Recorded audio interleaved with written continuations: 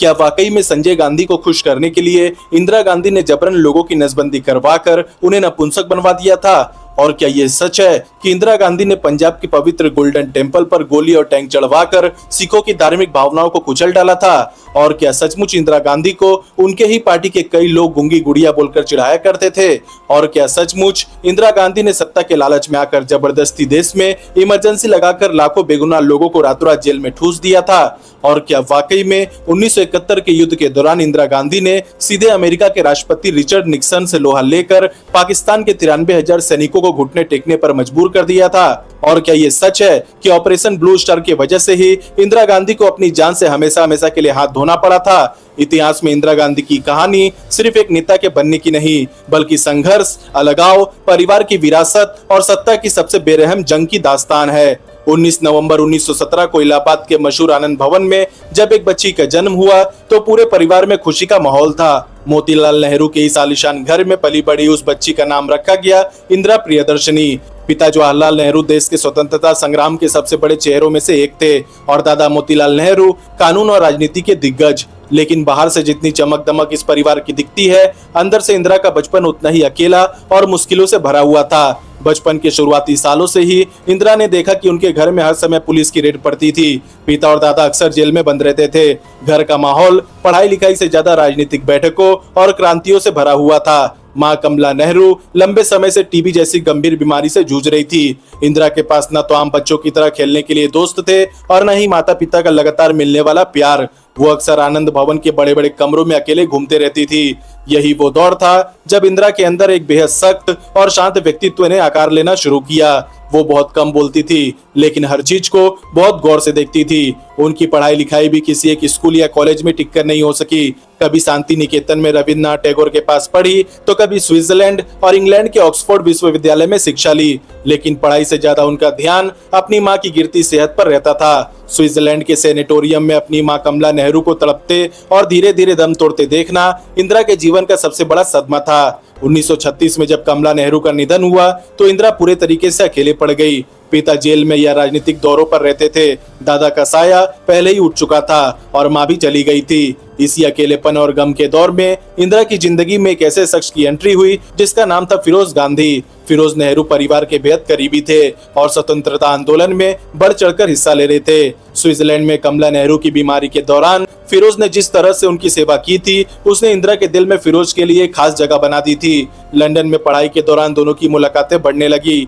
दोनों एक दूसरे के करीब आए, लेकिन जब दोनों ने शादी करने का फैसला किया तो नेहरू परिवार और उस जमाने के समाज में हड़कंप मच गया। इंटरकास्ट और इंटरफेथ मैरिज होने के कारण कई लोगों ने इसका विरोध किया। जवाहरलाल नेहरू भी शुरुआत में इस शादी के पक्ष में नहीं थे, क्योंकि उन्हें लगता था कि इंदिरा अभी बहुत छोटी है और फिरोज का राजनीतिक करियर अभी अनिश्चित है। लेकिन इंदिरा अपने फैसले पर अडिग थी। उन्होंने साफ कर दिया था कि वे शादी करेंगी तो सिर्फ फिरोज से। आखिरकार महात्मा गांधी के इंटरफेरेंस और समर्थन के बाद मार्च 1942 में पारंपरिक हिंदू रीति रिवाजों से इंदिरा और फिरोज की शादी संपन्न हुई। शादी के तुरंत बाद ही भारत छोड़ो आंदोलन शुरू हो गया। इंदिरा और फिरोज दोनों राजनीति की भट्टी में कूद पड़े। शादी के कुछ ही महीनों बाद दोनों को ब्रिटिश सरकार ने गिरफ्तार कर लिया और जेल भेज दिया। जेल की उन सीलन भरी कोठरियों में इंदिरा ने महीनों बिताए, जहां उनकी सेहत भी काफी खराब हुई, लेकिन उन्होंने हार नहीं मानी। 1944 में उनके बड़े बेटे राजीव गांधी का जन्म हुआ और 1946 में छोटे बेटे संजय गांधी का। 1947 में जब भारत आजाद हुआ और जवाहरलाल नेहरू देश के पहले प्रधानमंत्री बने तो इंदिरा गांधी की जिंदगी का नया अध्याय शुरू हुआ। प्रधानमंत्री का सरकारी आवास चलाने, विदेशी मेहमानों की अगवानी करने और नेहरू जी के स्वास्थ्य का ध्यान रखने के लिए एक भरोसेमंद इंसान की जरूरत थी। इंदिरा ने अपने पति फिरोज गांधी के साथ दिल्ली के 10 जनपद में रहने के बजाय अपने पिता के घर यानी 3 मूर्ति भवन जाने का फैसला किया। यहीं से इंदिरा गांधी और फिरोज गांधी के रिश्तों में दरारें आनी शुरू हो गई। फिरोज गांधी एक स्वतंत्र सोच वाले सांसद थे। वो लखनऊ से निकलने वाले अखबार नेशनल हेराल्ड का काम संभालते थे और लोकसभा में भ्रष्टाचार के खिलाफ खुलकर बोलते थे। फिरोज को लगता था कि वो नेहरू के दामाद के रूप में पहचाने जाने के बजाय अपनी खुद की पहचान बनाए, जबकि इंदिरा अपने पिता के ऑफिशियल होस्टेस बनकर प्रधानमंत्री आवास संभालने में व्यस्त थी। दोनों के बीच वैचारिक और व्यक्तिगत दूरियां बढ़ने लगी। फिर भी 1985 के दशक में इंदिरा ने कांग्रेस पार्टी के भीतर अपनी जगह बनानी शुरू की। वो कांग्रेस वर्किंग कमेटी की सदस्य बनी और फिर साल आया 1959, जो इंदिरा गांधी के राजनीतिक करियर का सबसे पहला बड़ा ब्रेक थ्रू और मील का पत्थर साबित हुआ। 1959 में इंदिरा गांधी को भारतीय राष्ट्रीय कांग्रेस का अध्यक्ष चुना गया। ये कोई छोटा पद नहीं था। उस जमाने में कांग्रेस पार्टी ही पूरा देश चलाती थी। लोग इसे जवाहरलाल नेहरू का परिवारवाद मान रहे थे। लेकिन सितंबर 1960 में इंदिरा की निजी जिंदगी पर दुखों का पहाड़ टूट पड़ा। फिरोज गांधी को दिल का दौरा पड़ा और महज 48 साल की उम्र में उनका निधन हो गया। इंदिरा इस झटके से पूरे तरीके से टूट गई, क्योंकि भले ही उनके और फिरोज के बीच में मतभेद थे, लेकिन वे एक दूसरे से गहरा प्यार करते थे। इसके बाद मई 1964 में उनके पिता जवाहरलाल नेहरू का भी निधन हो गया। पिता के जाने के बाद देश की कमान लाल बहादुर शास्त्री के हाथों में आई। शास्त्री जी ने इंदिरा गांधी को अपनी सरकार में सूचना एवं प्रसारण मंत्री बनाया, लेकिन उस दौर के दिग्गज कांग्रेस नेता जैसे के कामराज, नीलम संजीव रेड्डी, एस.के. पाटिल और मोरारजी देसाई, जिन्हें सिंडिकेट कहा जाता था, इंदिरा को राजनीति में एक नौसिखिया और कमजोर मोहरा समझते थे। मोरारजी देसाई तो उन्हें संसद में गूंगी गुड़िया तक कहते थे, क्योंकि इंदिरा शुरुआती दिनों में भाषण देते समय हिचकिचाती थी और शांत रहती थी। जनवरी 1966 में ताशकंद में लाल बहादुर शास्त्री की अचानक और रहस्यमयी मौत हो गई। देश के सामने सवाल था, अब अगला प्रधानमंत्री कौन बनेगा। सिंडिकेट के नेताओं को लगा कि मोरारजी देसाई बहुत जिद्दी और कड़े तेवर वाले इंसान हैं, उन्हें नियंत्रित करना मुश्किल होगा। इसलिए के कामराज और सिंडिकेट ने सोचा कि अगर इंदिरा गांधी को प्रधानमंत्री बना दिया जाए तो वह पीछे रहकर सरकार चलाएंगे और इंदिरा उनकी उंगलियों पर नाचेगी। 24 जनवरी 1966 को इंदिरा गांधी ने भारत की पहली महिला प्रधानमंत्री के रूप में शपथ ली। सिंडिकेट के बूढ़े नेताओं को लग रहा था कि गूंगी गुड़िया उनके इशारों पर नाचेगी, लेकिन उन्हें अंदाजा भी नहीं था कि जिस औरत को वे कठपुतली समझ रहे थे, वो बहुत जल्द भारत के इतिहास की सबसे कठोर और निर्दयी शासक साबित होने वाली थी। जब इंदिरा गांधी देश की गद्दी पर बैठी तो सिंडिकेट के नेताओं ने उन्हें दबाने की पूरी कोशिश की। मोरारजी देसाई उप प्रधानमंत्री और वित्त मंत्री के रूप में हर फैसले में अड़ंगा डालते थे। सिंडिकेट चाहता था कि प्रधानमंत्री सिर्फ एक रबर स्टैंप बनी रहे, लेकिन इंदिरा ने जल्दी समझ लिया कि अगर उन्हें अपनी सत्ता बचानी है तो सिंडिकेट के इन पुराने नेताओं को उखाड़ फेंकना होगा। 1969 में भारत के राष्ट्रपति जाकिर हुसैन का अचानक निधन हो गया। नए राष्ट्रपति के चुनाव को लेकर कांग्रेस के भीतर सबसे बड़ी जंग छिड़ गई। सिंडिकेट ने इंदिरा को नीचा दिखाने के लिए नीलम संजीव रेड्डी को कांग्रेस का आधिकारिक उम्मीदवार घोषित कर दिया। इंदिरा जानती थी कि अगर संजीव रेड्डी राष्ट्रपति बन गए तो सिंडिकेट मिलकर उन्हें प्रधानमंत्री पद से हटा देगा। इंदिरा गांधी ने एक ऐसा दांव खेला जिसने भारतीय राजनीति का नक्शा ही बदल दिया। उन्होंने निर्दलीय उम्मीदवार बीपी गिरी का चुपके से समर्थन करना शुरू कर दिया। इंदिरा ने अपनी ही पार्टी के सांसदों और विधायकों से कहा कि वे किसी पार्टी के व्हिप का पालन न करें, बल्कि अपनी अंतरात्मा की आवाज पर वोट दे। नतीजन कांग्रेस के आधिकारिक उम्मीदवार नीलम संजीव रेड्डी हार गए और वीवी गिरी राष्ट्रपति बन गए। ये सिंडिकेट के चेहरे पर एक जोरदार तमाचा था। कांग्रेस पार्टी के अध्यक्ष एन निजलिम्बा ने गुस्से में आकर 12 नवंबर 1969 को देश के प्रधानमंत्री इंदिरा गांधी को कांग्रेस पार्टी से बाहर निकाल दिया। कांग्रेस के दो टुकड़े हो गए, कांग्रेस ओ यानी सिंडिकेट वाली पुरानी पार्टी और कांग्रेस आर यानी इंदिरा गांधी की नई पार्टी। इंदिरा ने इसके तुरंत बाद देश के आम गरीबों और आम जनता को साधने के लिए दो क्रांतिकारी और बड़े मास्टर स्ट्रोक खेले। पहला, उन्होंने देश के 14 सबसे बड़े निजी बैंकों का रातों रात राष्ट्रीयकरण कर दिया। दूसरा, उन्होंने पूर्व राजा महाराजाओं को मिलने वाली सालाना पेंशन यानी प्रीवी पर्स को खत्म कर दिया। मोरारजी देसाई जैसे नेताओं ने इसका कड़ा विरोध किया, लेकिन इंदिरा ने उन्हें वित्त मंत्रालय से हटा दिया। इन फैसलों ने इंदिरा गांधी की छवि को रातों रात एक आम गरीब परवर नेता के रूप में स्थापित कर दिया। 1971 के आम चुनाव में जब पूरे विपक्ष ने एकजुट होकर नारा दिया इंदिरा हटाओ, तो इंदिरा गांधी ने पूरे देश के सामने केवल एक नारा दिया। वो कहते हैं इंदिरा हटाओ, मैं कहती हूँ गरीबी हटाओ। गरीबी हटाओ के इस नारे ने पूरे देश में लहर पैदा कर दी। 1971 के चुनाव में इंदिरा गांधी की कांग्रेस आर ने भारी बहुमत से जीत हासिल की और विपक्ष का पूरी तरीके से सुपड़ा साफ हो गया। सिंडिकेट के बड़े बड़े दिग्गज की जमानतें जब्त हो गई, लेकिन 1971 की इस प्रचंड जीत के बाद ही इंदिरा गांधी के राजनीतिक करियर में पहली सबसे बड़ी कंट्रोवर्सी और आरोप की नींव पड़ी। यह आरोप था 1971 के रायबरेली चुनाव में सरकारी मशीनरी का दुरुपयोग और धांधली। इंदिरा गांधी के खिलाफ रायबरेली से चुनाव लड़ रहे थे संयुक्त सोशलिस्ट पार्टी के फायरब्रांड नेता राजनारायण एक बेबाक और निडर नेता थे। जब चुनाव नतीजे आए और इंदिरा गांधी भारी अंतर से जीत गई तो राजनारायण शांत नहीं बैठे। उन्होंने इलाहाबाद हाई कोर्ट में इंदिरा गांधी के चुनाव को चुनौती देते हुए एक याचिका दायर कर दी। राजनारायण का मुख्य आरोप यह था कि इंदिरा गांधी ने चुनाव जीतने के लिए अनैतिक और गैर कानूनी हथकंडों का इस्तेमाल किया था। याचिका में आरोप लगाया गया कि इंदिरा गांधी के चुनाव एजेंट यशपाल कपूर एक सरकारी अधिकारी थे और उन्होंने अपने पद से इस्तीफा दिए बिना ही इंदिरा के चुनाव प्रचार का काम संभाला। इसके अलावा राज्य सरकार के अधिकारियों, पुलिस अफसरों और गाड़ियों का इस्तेमाल इंदिरा गांधी के चुनावी मंचों और रैलियों के लिए किया गया। ये मामला इलाहाबाद हाईकोर्ट में न्यायमूर्ति जगमोहन लाल सिन्हा की अदालत में चलने लगा। भारत के इतिहास में ये पहली बार हो रहा था जब किसी देश के प्रधानमंत्री को एक आम नागरिक की तरह अदालत के कटघरे में खड़ा होना पड़ा। 25 मार्च 1975 को इंदिरा गांधी इलाहाबाद हाईकोर्ट में पेश हुई। उनसे करीब 5 घंटे तक तीखे सवाल जवाब किए गए। वकील शांति भूषण ने इंदिरा गांधी से एक एक सरकारी दस्तावेज और यशपाल कपूर के इस्तीफे की तारीख पर कड़े सवाल पूछे। इंदिरा गांधी कटघरे में खड़ी होकर जवाब दे रही थी, लेकिन उनके पास इन गड़बड़ियों का कोई भी ठोस जवाब नहीं था। और फिर आया वो ऐतिहासिक दिन 12 जून 1975। न्यायमूर्ति जगमोहन लाल सिन्हा ने अपना फैसला सुनाया। कोर्ट ने इंदिरा गांधी को चुनावी धांधली और भ्रष्ट आचरण का दोषी पाया। इलाहाबाद हाई कोर्ट ने इंदिरा गांधी के 1971 के रायबरेली चुनाव को पूरे तरीके से रद्द कर दिया। इतना ही नहीं, कोर्ट ने उन पर अगले 6 साल तक किसी भी जनप्रतिनिधि पद पर रहने और चुनाव लड़ने पर पूरे तरीके से रोक लगा दी। इस फैसले ने पूरे देश में एक राजनीतिक भूचाल ला दिया। इसका सीधा मतलब ये था कि इंदिरा गांधी अब प्रधानमंत्री पद पर नहीं रह सकती थी, उन्हें तुरंत इस्तीफा देना पड़ता। विपक्ष सड़कों पर उतर आया। जयप्रकाश नारायण के नेतृत्व में पूरा देश इंदिरा गांधी के इस्तीफे की मांग करने लगा। मामला सुप्रीम कोर्ट गया, जहां जस्टिस वी.आर. कृष्णा अय्यर ने 24 जून 1975 को आंशिक स्टे देते हुए कहा कि इंदिरा प्रधानमंत्री के पद पर बनी रह सकती है, लेकिन वे सांसद की बैठकों में वोट नहीं डाल सकती। गद्दी हाथ से निकलती दिख रही थी, राजनीतिक वजूद खतरे में था, और इस गद्दी को बचाने की छटपटाहट में इंदिरा गांधी ने एक ऐसा कदम उठाया जिसने भारत के लोकतंत्र पर सबसे बड़ा काला दाग लगा दिया। 25 जून 1975 की आधी रात को इंदिरा गांधी ने राष्ट्रपति फरुखुद्दीन अली अहमद से संविधान के अनुच्छेद 352 के तहत आंतरिक अशांति का हवाला देते हुए देश में इमरजेंसी यानी आपातकाल की घोषणा करवा दी। रात के अंधेरे में पूरे देश के प्रमुख अखबारों के दफ्तरों की बिजली काट दी गई ताकि सुबह की खबरें न छप सके, और सूरज उगने से पहले ही जयप्रकाश नारायण, मोरारजी देसाई, लालकृष्ण आडवाणी, अटल बिहारी वाजपेयी, चौधरी चरण सिंह, जॉर्ज फर्नांडिस जैसे देश के लगभग सभी बड़ी विपक्षी नेताओं को रातों रात गिरफ्तार करके जेल में ठूस दिया गया। इतिहासकारों और मीडिया रिपोर्ट्स के मुताबिक ये पूरे तरीके से अपनी सत्ता और प्रधानमंत्री की कुर्सी को बचाने के लिए उठाया गया कदम था। इलाहाबाद हाईकोर्ट के फैसले के बाद अगर इंदिरा गांधी नैतिकता के आधार पर इस्तीफा दे देती तो शायद उनका लोकतंत्र में सम्मान बना रहता, लेकिन उन्होंने सत्ता के मोह में पूरे देश को एक खुली जेल में तब्दील कर दिया। लगभग 1,10,000 से ज्यादा लोगों को बिना किसी मुकदमे के MISA और DIR जैसे कड़े कानूनों के तहत जेलों में बंद कर दिया गया। न्यायपालिका की कमर तोड़ दी गई। सुप्रीम कोर्ट के वरिष्ठ जजों को सुपरसीड करके अपने पसंदीदा जजों को चीफ जस्टिस बना दिया गया। इमरजेंसी का ये काला दौर 21 महीनों तक चला।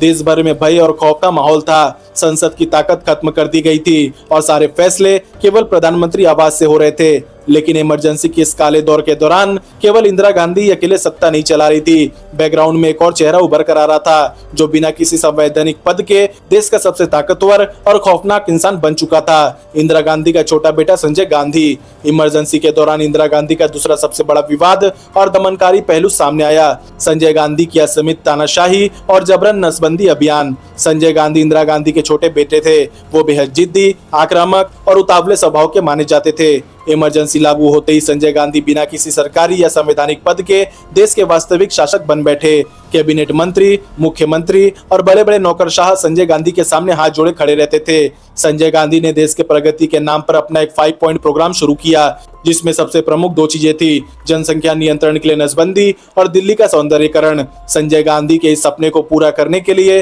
पूरे देश में, विशेषकर उत्तर प्रदेश, बिहार, दिल्ली, राजस्थान और हरियाणा में जबरन नसबंदी का एक खौफनाक दौर शुरू हुआ। सरकारी कर्मचारियों, शिक्षक और पुलिस कर्मियों को कोटा दिया गया कि उन्हें हर महीने इतने लोगों की नसबंदी करवानी ही होगी, वरना उनकी तनख्वाह रोक दी जाएगी या उन्हें नौकरी से निकाल दिया जाएगा। पुलिस और प्रशासन की गाड़ी में भर भर कर गरीब मजदूरों, रेहड़ी पटरी वालों, नौजवानों और यहाँ तक कि बुजुर्गों को जबरन पकड़कर नसबंदी शिविरों में लाया जाने लगा। कई जगह पर तो अविवाहित लड़कों और 60 साल से ऊपर के बुजुर्गों की भी जबरन नसबंदी कर दी गई। गंदे और असुरक्षित तरीके से किए गए इस ऑपरेशन की वजह से हजारों लोगों को गंभीर संक्रमण हुआ और मीडिया रिपोर्ट्स के मुताबिक 1800 से ज्यादा बेगुनाह लोगों की मौत भी हो गई। इंदिरा गांधी सब कुछ अपनी आंखों से देख रही थी। वो जानती थी कि उनका बेटा देश में किस कदर तानाशाही और जुल्म ढा रहा है, लेकिन एक माँ के रूप में उनका अंधा प्यार संजय के हर जुल्म पर पर्दा डालता रहा। जब भी कोई वरिष्ठ नेता या मंत्री संजय गांधी की शिकायत को लेकर इंदिरा के पास जाता, इंदिरा या तो चुप रहती थी या शिकायत करने वालों को ही किनारे कर देती थी। इंदिरा गांधी का संजय गांधी के प्रति अंधा प्यार और उनकी तानाशाही हरकतों को दी गई शह ने देश की जनता के दिलों में नफरत की आग भर दी। फिर आया साल 1977। इंटेलिजेंस एजेंसियों की रिपोर्ट और अपनी धारणा के आधार पर इंदिरा गांधी को लगा कि देश की जनता इमरजेंसी के अनुशासन से खुश है और विपक्ष पूरे तरीके से बिखरा हुआ है। उन्होंने मार्च 1977 में आम चुनाव की घोषणा कर दी और इमरजेंसी हटा ली। लेकिन जब चुनाव नतीजे आए तो वे भारतीय इतिहास के सबसे चौंकाने वाले नतीजे थे।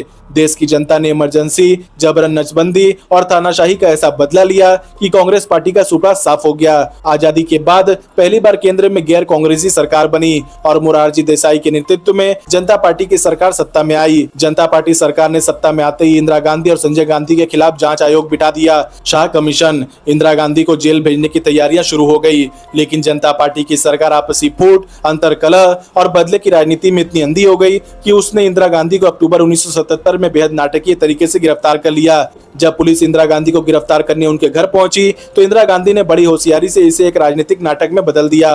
उन्होंने हथकड़ियां पहनने की जिद की और टीवी कैमरों के सामने खुद को एक पीड़ित के रूप में पेश किया। जनता पार्टी सरकार की नासमझी और आपसी खींचातान की वजह से जनता का मोह भंग होने लगा। इंदिरा गांधी ने इस मौके का पूरा फायदा उठाया। वो देश भर में घूमी, जनता से अपनी गलतियों और इमरजेंसी के लिए माफी मांगी और 1980 के आम चुनाव में इंदिरा गांधी ने एक बार फिर शानदार वापसी करते हुए प्रचंड बहुमत से सत्ता में वापसी की। लेकिन सत्ता में लौटते ही इंदिरा गांधी के सामने भारत के इतिहास का सबसे खतरनाक और लहूलुहान कर देने वाला संकट खड़ा होने वाला था। पंजाब का उग्रवाद, जनरल सिंह भिंडरावाले का उभार और ऑपरेशन ब्लू स्टार। 1970 के दशक के अंत में पंजाब की राजनीति में अकाली दल का दबदबा बढ़ रहा था। पंजाब में अकाली दल को कमजोर करने और सिखों के धार्मिक वोट बैंक में सेध लगाने के लिए इंदिरा गांधी और संजय गांधी ने कांग्रेस नेता ज्ञानी जेल सिंह के साथ मिलकर एक खतरनाक राजनीतिक चाल चली। उन्होंने एक कट्टरपंथी सिख धर्म प्रचारक को बढ़ावा देना शुरू किया, जिसका नाम था जनरल सिंह भिंडरावाले। शुरुआत में भिंडरावाले को अकाली दल के खिलाफ खड़ा करने के लिए पर्दे के पीछे से कांग्रेस का समर्थन मिला। 1989 के गुरुद्वारा चुनाव में भिंडरावाले के समर्थकों को कांग्रेस ने आर्थिक और राजनीतिक मदद की। भिंडरावाले ने अकाली दल के नेताओं के खिलाफ जहर उगलना शुरू किया, जिससे कांग्रेस को राजनीतिक फायदा हो रहा था। लेकिन इंदिरा गांधी और उसकी पार्टी ये भूल गई कि जो आग वो दूसरों के घर को जलाने के लिए जला रहे हैं, वो एक दिन उनके ही हाथों को पूरे तरीके से झुलसा देगी। धीरे धीरे भिंडरावाले का प्रभाव पंजाब में बहुत तेजी से बढ़ा। उसने एक अलग सिख राष्ट्र खालिस्तान की मांग करने वाले उग्रवादियों को संरक्षण देना शुरू कर दिया। पंजाब में रोज निर्दोष हिंदुओं, निरंकारियों और उदारवादी सिखों को गोलियां मारकर हत्या की जाने लगी। पंजाब की बस से यात्रियों को उतारकर धर्म देकर गोली मार दी जाती थी। 1982 में जब पुलिस और सरकार का शिकंजा कसने लगा तो भिंडरावाले अपने हथियारबंद समर्थकों और उग्रवादियों के साथ अमृतसर के पवित्र गोल्डन टेम्पल परिसर के भीतर दाखिल हो गया और 1983 तक उसने सिख धर्म के सबसे पवित्र स्थान अकाल तख्त पर पूरे तरीके से कब्जा जमा लिया। भिंडरावाले ने अकाल तख्त और स्वर्ण मंदिर परिसर को एक किले में तब्दील कर दिया। भारतीय सेना के पूर्व मेजर जनरल शबीक सिंह, जिन्हें बांग्लादेश युद्ध का अनुभव था और जो बाद में उग्रवादियों से जा मिले थे, उन्होंने स्वर्ण मंदिर के भीतर बंकर, सैंडबैग की चौकियां और भारी मशीन गन के ठिकाने बनवा दिए। मंदिर परिसर के भीतर भारी मात्रा में आधुनिक हथियार, रॉकेट लॉन्चर और बंदूकें जमा कर दी गई। स्वर्ण मंदिर जैसे पवित्र स्थान का इस्तेमाल देश के खिलाफ एक समानांतर सरकार और आतंकवाद के केंद्र के रूप में किया जा रहा था। पंजाब में कानून व्यवस्था पूरी तरीके से ध्वस्त हो चुकी थी। मई 1984 तक स्थिति इतनी बेकाबू हो चुकी थी कि इंदिरा गांधी के पास केवल दो ही रास्ते बचे थे, या तो वो पंजाब को उग्रवादियों के हवाले कर दे या फिर सैन्य बल का प्रयोग करके स्वर्ण मंदिर से भिंडरावाले और उसके आतंकियों को बाहर निकाले। इंदिरा गांधी ने सैन्य कार्यवाही का रास्ता चुना और इस फैसले का नतीजा था ऑपरेशन ब्लू स्टार। 1 जून 1984 को ऑपरेशन ब्लू स्टार की शुरुआत हुई। भारतीय सेना ने पूरे पंजाब को सील कर दिया। पंजाब में कर्फ्यू लगा दिया गया, मीडिया पर सेंसरशिप लागू कर दी गई, टेलीफोन लाइनें काट दी गई और बाहरी दुनिया से पंजाब का संपर्क पूरे तरीके से तोड़ दिया गया। सेना के लेफ्टिनेंट जनरल कुलदीप सिंह बराड़ को इस ऑपरेशन की कमान सौंपी गई। 3 जून को सेना ने स्वर्ण मंदिर परिसर को चारों तरफ से घेर लिया और लाउडस्पीकर पर उग्रवादियों को आत्मसमर्पण करने की चेतावनी दी, लेकिन अंदर से अंधाधुंध गोलीबारी शुरू हो गई। 4 जून की रात को सेना ने परिसर में प्रवेश करने की कोशिश की, लेकिन अकाल तख्त और आसपास के बंकरों से आ रही भारी मशीन गन की गोलियों ने सेना के कई जवानों को शहीद कर दिया। उग्रवादी बेहद मजबूत स्थिति में थे और वे सेना पर हर तरफ से वार कर रहे थे। 5 जून की रात को लड़ाई और भी ज्यादा भयानक हो गई। सेना उग्रवादियों के भारी हथियारों का मुकाबला सामान्य बंदूकों से नहीं कर पा रही थी। आखिरकार सेना को स्वर्ण मंदिर परिसर के भीतर विजय टैंक और बख्तरबंद गाड़ी ले जाने की इजाजत देनी पड़ी। 6 जून 1984 की तड़के सुबह भारतीय सेना के टैंकों ने अकाल तख्त की इमारत पर गोले दागना शुरू कर दिया। अकाल तख्त, जो सिखों की सर्वोच्च धार्मिक पीठ है, गोलों की तबाही से भारी नुकसान झेलने लगा। भीषण गोलाबारी और आमने सामने की खूनी जंग के बाद 7 जून को सुबह अकाल तख्त के तहखाने से जनरल सिंह भिंडरावाले और शबीक सिंह के शव बरामद हुए। ऑपरेशन ब्लू स्टार समाप्त हो चुका था, लेकिन इसकी कीमत बहुत ही ज्यादा भयानक और दर्दनाक थी। सरकारी आंकड़ों के अनुसार इस ऑपरेशन में सेना के 83 जवान शहीद हुए और करीब 492 उग्रवादी और नागरिक मारे गए, लेकिन गैर सरकारी और मीडिया रिपोर्ट्स का दावा है कि मरने वालों की संख्या हजारों में थी, क्योंकि जिस समय ऑपरेशन हुआ उस समय गुरु अर्जुन देव जी के शहीदी पर्व के कारण मंदिर परिसर में हजारों आम श्रद्धालु भी मौजूद थे। ऑपरेशन ब्लू स्टार ने भिंडरावाले का खात्मा तो कर दिया, लेकिन इसने पूरी दुनिया में बसे सिख समुदाय के दिलों पर एक ऐसा गहरा और कभी न भरने वाला जख्म दे दिया जिसने देश के ताने बाने को तार तार कर दिया। सिखों को लगा कि इंदिरा गांधी ने केवल उग्रवादियों को मारने के लिए उनके सबसे पवित्र धार्मिक स्थल पर टैंक चढ़वा दिए और उनकी धार्मिक आस्था को कुचल दिया। कई सिख सैन्य अधिकारियों और कैप्टन अरविंदर सिंह जैसे बड़े नेताओं ने विरोध में अपने पदों और पार्टी से इस्तीफे दे दिए। सेना की कुछ सिख रेजिमेंट में विद्रोह की खबरें आई। पूरे पंजाब और देश विदेश में इंदिरा गांधी के खिलाफ गुस्से और नफरत की एक भीषण लहर दौड़ गई। ऑपरेशन ब्लू स्टार के बाद इंदिरा गांधी जानती थी कि उनकी जान को बहुत बड़ा खतरा है। इंटेलिजेंस ब्यूरो और रॉ ने इंदिरा गांधी की सुरक्षा की समीक्षा की और उन्हें स्पष्ट चेतावनी दी। सुरक्षा एजेंसियों ने सिफारिश की कि प्रधानमंत्री आवास और उनकी पर्सनल सुरक्षा में तैनात सभी सिख कर्मचारियों और पुलिस कर्मियों को तुरंत हटा दिया जाए, क्योंकि उनमें से कोई भी आक्रोश में आकर हमला कर सकता है। लेकिन जब ये फाइल इंदिरा गांधी के पास पहुंची तो उन्होंने इस सिफारिश को सिरे से खारिज कर दिया। इंदिरा ने बेहद सख्त लहजे में कहा, क्या हम धर्म के आधार पर अपने ही सुरक्षा कर्मियों पर शक करेंगे? अगर हम ऐसा करेंगे तो भारत के धर्म निरपेक्ष ताने बाने का क्या होगा? हम खुद को एक सेक्युलर देश कैसे कहेंगे? इंदिरा गांधी ने अपनी सुरक्षा से सिख दिल्ली पुलिस अधिकारियों को हटाने से साफ इनकार कर दिया। उन्हें अपनी सुरक्षा व्यवस्था और अपने सालों पुराने स्टाफ पर पूरा भरोसा था, और यही भरोसा उनकी जिंदगी का सबसे आखिरी और जानलेवा फैसला साबित होने वाला था। 31 अक्टूबर 1984 की वो ठंडी सुबह दिल्ली के एक सफदरगंज रोड स्थित प्रधानमंत्री आवास। इंदिरा गांधी सुबह करीब 9 बजे अपने घर से निकलकर पास ही स्थित एक अकबर रोड वाले दफ्तर की तरफ पैदल बढ़ रही थी। वहां ब्रिटिश अभिनेता पीटर एक डॉक्यूमेंट्री फिल्म की शूटिंग करने के लिए उनका इंतजार कर रहे थे। इंदिरा गांधी ने केसरिया रंग की साड़ी पहनी हुई थी। जैसे ही वो दोनों बंगलों को जोड़ने वाले लोहे के छोटे से गेट के पास पहुंची, वहां ड्यूटी पर 2 सिख सुरक्षाकर्मी तैनात थे, बेअंत सिंह और सतवंत सिंह। बेअंत सिंह पिछले 10 सालों से इंदिरा गांधी की सुरक्षा में तैनात था और इंदिरा गांधी उस पर आंख मूंदकर भरोसा करती थी।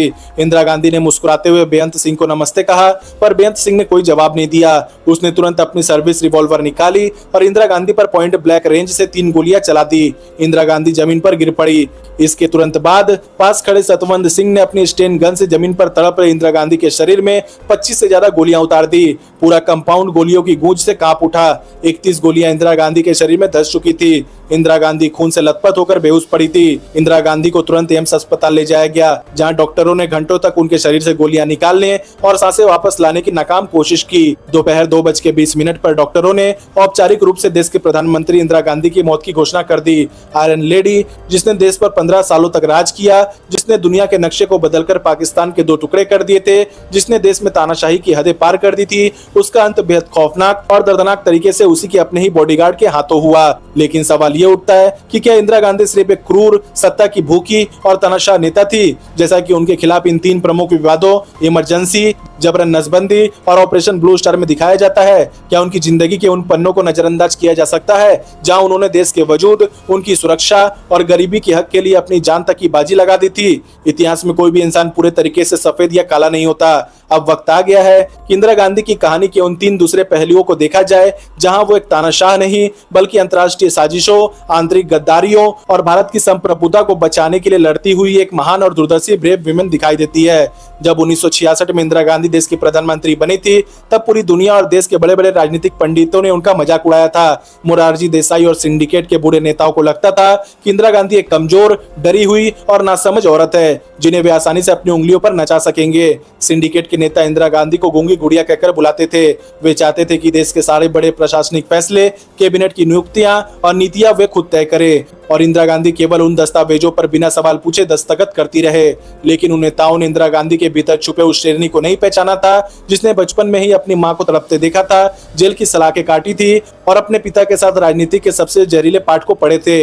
इंदिरा समझ गई थी कि अगर उन्होंने सिंडिकेट की बात मानी तो भारत कभी एक मजबूत देश नहीं बन पाएगा और प्रधानमंत्री की कुर्सी केवल एक खिलौना बनकर रह जाएगी। जब सिंडिकेट ने उन पर दबाव बनाना शुरू किया तो इंदिरा ने बिना डरे उनका मुकाबला किया। 1969 में बैंकों की राष्ट्रीयकरण का फैसला कोई अचानक लिया गया राजनीतिक स्टंट नहीं था। उस दौर में देश के बड़े बड़े निजी बैंक केवल अमीर उद्योगपतियों, पूंजीपतियों और बड़े घरानों को ही लोन देते थे। देश के आम किसान, छोटे व्यापारी और गरीब जनता साहूकारों के चक्रव्यूह में फंसकर बर्बाद हो रही थी। इंदिरा गांधी ने मोरारजी देसाई और उद्योगपतियों के भारी विरोध के बावजूद रातों रात 14 सबसे बड़े निजी बैंकों का राष्ट्रीयकरण करके उनका पैसा देश के आम गरीबों और किसानों के विकास के लिए खोल दिया। इसी तरह पूर्व राजा महाराजाओं को मिलने वाली प्रिवी पर्स यानी सरकारी भत्ते की रकम को खत्म कर देना एक ऐसा क्रांतिकारी कदम था जिसकी हिम्मत आजादी के 20 सालों में भी कोई नेता नहीं कर पाया था। राजा महाराजा देश के खजाने से करोड़ों रुपए ऐंठ रहे थे, जबकि देश गरीबी से जूझ रहा था। इंदिरा ने संविधान में संशोधन करके उस सामंती व्यवस्था को जड़ से उखाड़ फेंका। सिंडिकेट के नेताओं ने जब देखा कि ये गूंगी गुड़िया उनके काबू से बाहर हो चुकी है, तो उन्होंने साजिश रचकर इंदिरा गांधी को ही पार्टी से बाहर निकालने की कोशिश की। लेकिन इंदिरा ने पीछे हटने के बजाय देश की जनता के बीच जाने का फैसला किया। उन्होंने दिखा दिया कि वो किसी सिंडिकेट या किसी गॉडफादर की बैसाखियों पर टिकी नेता नहीं है, बल्कि वो देश की करोड़ों गरीब जनता के दिलों पर राज करने वाली असली जननेता है। 1971 में जनता ने उन्हें प्रचंड बहुमत देकर साबित कर दिया कि सिंडिकेट के बूढ़े नेता गलत थे और इंदिरा गांधी ही भारत की असली ताकत थी। और इस ताकत का सबसे बड़ा और स्वर्णिम उदाहरण देखने को मिला 1971 के भारत पाकिस्तान युद्ध में, जिसने इंदिरा गांधी को केवल भारत ही नहीं बल्कि पूरे दुनिया के इतिहास के सबसे निडर और साहसी नेता के रूप में स्थापित कर दिया। 1971 में पूर्वी पाकिस्तान यानी आज का बांग्लादेश में पाकिस्तान सेना के जनरल याहा खान और टिक्का खान ने बंगाली नागरिकों, बुद्धिजीवियों और महिलाओं पर जुल्म की सारी हदें पार कर दी थी। लाखों बंगाली पुरुषों का कत्लेआम किया जा रहा था और लाखों महिलाओं के साथ जबरन संबंध बनाए जा रहे थे। पाकिस्तानी सेना के इस खौफनाक अत्याचार की वजह से करीब 1 करोड़ बंगाली शरणार्थी सीमा पार करके भारत के पश्चिम बंगाल, असम और त्रिपुरा में शरण लेने आ गए। भारत जैसे विकासशील देश के लिए 1 करोड़ शरणार्थियों का बोझ उठाना बेहद नामुमकिन और देश की अर्थव्यवस्था को तबाह करने वाला था। इंदिरा गांधी ने तुरंत कड़ा रुख अपनाने का फैसला किया। उन्होंने भारतीय सेना के थल सेनाध्यक्ष जनरल सैम मानेकशॉ को बुलाया और युद्ध की तैयारियों का जायजा लिया। जब मानेकशॉ ने कहा कि मानसून के मौसम में युद्ध लड़ना नुकसानदेह होगा और उन्हें तैयारियों के लिए कुछ महीनों का समय चाहिए, तो इंदिरा गांधी ने एक दूरदर्शी नेता की तरह अपनी सेना को पूरा समय, संसाधन और आजादी दी। लेकिन असली जंग केवल बॉर्डर पर नहीं बल्कि अंतर्राष्ट्रीय कूटनीति के पन्नों पर लड़ी जा रही थी। अमेरिका के राष्ट्रपति रिचर्ड निक्सन खुलेआम पाकिस्तान के समर्थन में खड़े थे। अमेरिका नहीं चाहता था कि भारत पाकिस्तान के 2 टुकड़े करे। जब इंदिरा गांधी अमेरिका दौरों पर गई और निक्सन से मुलाकात की, तो निक्सन ने उन्हें डराने और चेतावनी देने की कोशिश की, लेकिन इंदिरा गांधी निक्सन के सामने एक चट्टान की तरह डटी रही। उन्होंने अमेरिकी राष्ट्रपति की आंखों में आंखें डालकर साफ कह दिया कि भारत अपनी राष्ट्रीय सुरक्षा और शरणार्थियों के मुद्दे पर किसी भी सुपर पावर के दबाव में नहीं झुकेगा। जब इंदिरा गांधी को लगा कि अमेरिका और चीन मिलकर भारत पर हमला कर सकते हैं, तो उन्होंने एक ऐसा कूटनीतिक मास्टर स्ट्रोक खेला जिसने अमेरिका के होश उड़ा दिए। अगस्त 1971 में इंदिरा गांधी ने सोवियत संघ के साथ Indo Soviet treaty of peace, friendship and cooperation पर दस्तखत कर दिए। इस संधि का सीधा मतलब था, अगर अमेरिका या चीन भारत पर हमला करते हैं तो सोवियत संघ उसे अपने ऊपर हमला मानेगा और भारत की मदद के लिए युद्ध में उतर जाएगा। 3 दिसंबर 1971 को पाकिस्तान ने भारत के हवाई अड्डों पर अचानक हवाई हमला कर दिया। भारत औपचारिक रूप से युद्ध में शामिल हो गया। भारतीय सेना, वायुसेना और नौसेना ने पूर्वी और पश्चिमी दोनों मोर्चे पर पाकिस्तान को ऐसा करारा जवाब दिया कि पाकिस्तानी सेना के पसीने छूट गए। केवल 13 दिनों के भीतर भारतीय सेना ने ढाका को चारों तरफ से घेर लिया। जब अमेरिका ने देखा कि पाकिस्तान पूरे तरीके से हार रहा है, तो राष्ट्रपति निक्सन ने भारत को डराने और ब्लैकमेल करने के लिए अमेरिका के सबसे घातक परमाणु संचालित 7वें बेड़े को बंगाल की खाड़ी की तरफ रवाना कर दिया। उधर चीन भी अपनी सीमाओं पर सेना जुटाने लगा। दुनिया का कोई भी दूसरा नेता होता तो अमेरिकी परमाणु बेड़े का नाम सुनकर ही घुटने टेक देता और युद्ध रोक देता, लेकिन इंदिरा गांधी के चेहरे पर एक शिकन तक नहीं आई। उन्होंने अपनी सेना को निर्देश दिया कि वह बिना रुके ढाका पर सिकंजा कसते रहे और जैसे ही अमेरिका का 7वां बेड़ा बंगाल की खाड़ी की तरफ बढ़ा, सोवियत संघ की नौसेना ने अपने परमाणु हथियारों से लैस पनडुब्बियों और युद्धपोतों के बेड़ों को अमेरिकी जहाजों के पीछे लगा दिया। अमेरिकी सेना समझ गई कि अगर उन्होंने भारत पर हमला किया तो तीसरा विश्व युद्ध छिड़ जाएगा और अमेरिकी जहाज चुपचाप पीछे हट गए। 16 दिसंबर 1971 को ढाका में पाकिस्तान के जनरल A.A.K. नियाजी ने 93,000 पाकिस्तानी सैनिकों के साथ भारतीय सेना के सामने बिना किसी शर्त के सरेंडर के कागजों पर दस्तखत कर दिए। द्वितीय विश्व युद्ध के बाद ये दुनिया का सबसे बड़ा सैन्य आत्मसमर्पण था। भारत ने केवल 13 दिनों में युद्ध जीतकर दुनिया के नक्शे से पूर्वी पाकिस्तान का नामो निशान मिटा दिया और नए स्वतंत्र देश बांग्लादेश का जन्म हुआ। इंदिरा गांधी ने साबित कर दिया कि ना तो वो गूंगी गुड़िया थी और ना ही अमेरिका जैसी सुपर पावर से डरने वाली नेता। इंदिरा गांधी ने भारत की संप्रभुता और सम्मान को दुनिया के सामने जिस बुलंदी पर पहुंचाया, उसने उन्हें भारत के इतिहास के सबसे निडर और महान प्रधानमंत्री बना दिया। आज जब हम इतिहास के पन्ने को पलटते हैं तो सवाल उठता है कि क्या इंदिरा गांधी को केवल एक तानाशाह, इमरजेंसी थोपने वाली, नसबंदी करवाने वाली या स्वर्ण मंदिर पर कार्रवाई करने वाली क्रूर शासक के रूप में देखा जाना चाहिए, या फिर उन्हें उस नेता के रूप में याद किया जाना चाहिए जिसने सिंडिकेट के सामंतवाद को खत्म किया, जिसने गरीबों को बैंकों के दरवाजे तक पहुंचाया, जिसने अमेरिका की धमकियों की परवाह किए बिना पाकिस्तान के 2 टुकड़े कर दिए और जिसने देश की एकता और धर्मनिरपेक्षता के सिद्धांतों की रक्षा करते हुए अपने सीने पर 31 गोलियां खा ली। अगर हम एक निष्पक्ष नजरिए से देखें तो इंदिरा गांधी का पूरा जीवन भारी व्यक्तिगत नुकसान से भरा रहा। बचपन में मां कमला नेहरू को टीबी से तड़पकर मरते देखा, जवानी में पति फिरोज खान को महज 48 साल की उम्र में खो दिया, पिता जवाहरलाल नेहरू के जाने के बाद पूरी तरह अकेले हो गई और 1980 में अपने जवान बेटे संजय गांधी को एक खौफनाक हादसे में खो दिया। इतने व्यक्तिगत दुखों और राजनीतिक षड्यंत्रों के बावजूद इस औरत ने कभी अपने कदम पीछे नहीं खींचे।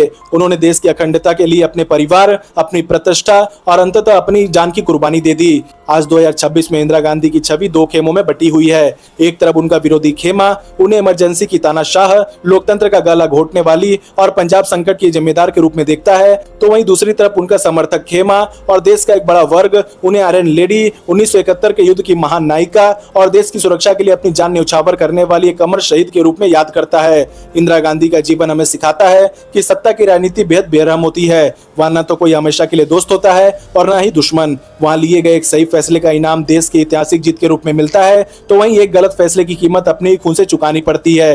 तो दोस्तों, ये थी भारत के पूर्व प्रधानमंत्री इंदिरा गांधी की पूरी कहानी। तो अगर आपको ये बेबाक बायोग्राफी पसंद आई हो तो वीडियो को लाइक करें, चैनल को सब्सक्राइब करें और इस वीडियो को अपने दोस्तों के साथ शेयर करें। तो मिलते हैं अगले वीडियो में।